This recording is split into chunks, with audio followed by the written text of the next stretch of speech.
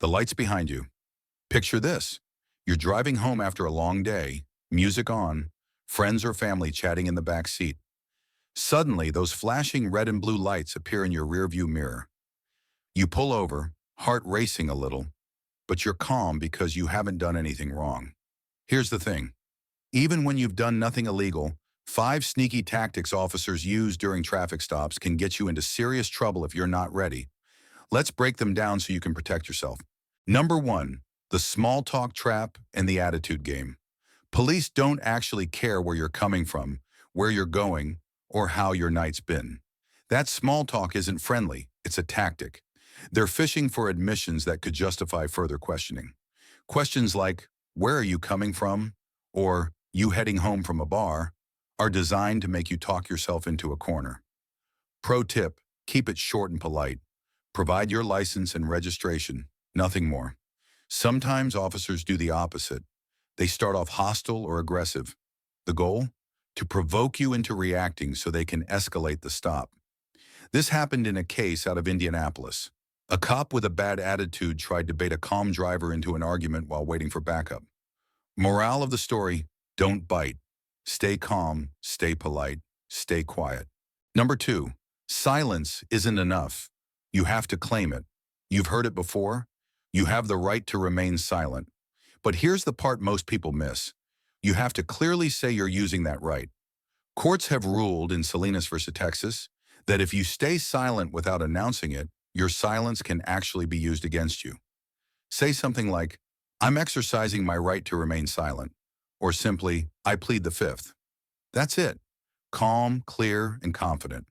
Also, depending on your state, like Indiana, you're still legally required to provide basic identification if you're driving, name, address, date of birth, and your driver's license.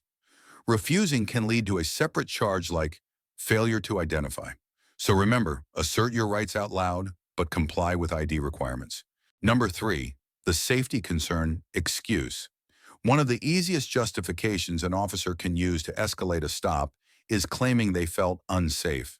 That's why your movements matter. Always keep both hands visible on the steering wheel.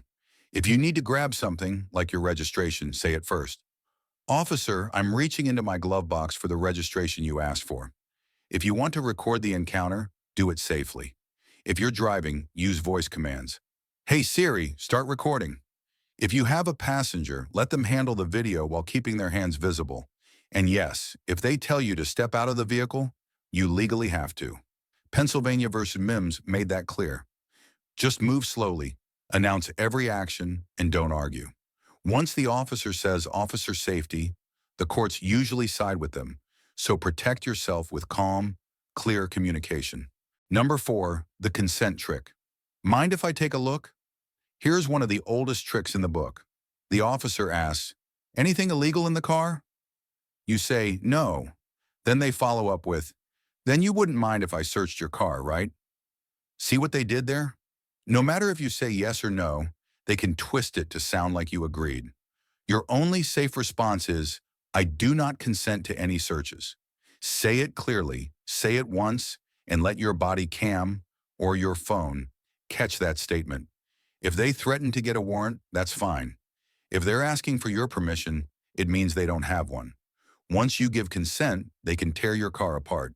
And if someone else ever left something inside, you'll still be responsible for it. So again, never consent to a search. If they really have probable cause, they'll do it without asking. But at least then, your lawyer can challenge it later. Number 5, the drug dog delay. If all else fails, some officers will play the "let's call a K9 unit" card. They'll say something like, "Fine, I'll get a drug dog down here." But the law is clear.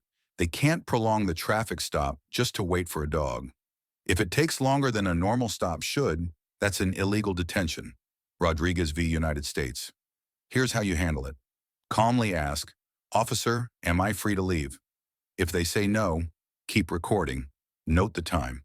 If a K9 arrives, record the dog's actions too, and repeat, "I do not consent to a search." Stay polite, keep your voice steady, and don't give them any reason to escalate. The camera is your best witness. Final advice, stay cool, stay smart. If you do everything right and still end up in handcuffs, don't resist, don't argue, and don't run. Just ask for a lawyer. Your calmness is your shield. Body cams and recordings capture everything. And the calmer you are, the better you'll look later. Let the officer be the one who loses their temper, not you, before you go. You made it this far, so you're already ahead of 99% of drivers out there. If you found this useful, hit the like button, drop a comment to share your thoughts or experiences, and subscribe for weekly Know Your Rights breakdowns. Whether you're watching from Indiana or anywhere else, remember, be calm, be clear, be in control, and above all, play it smart.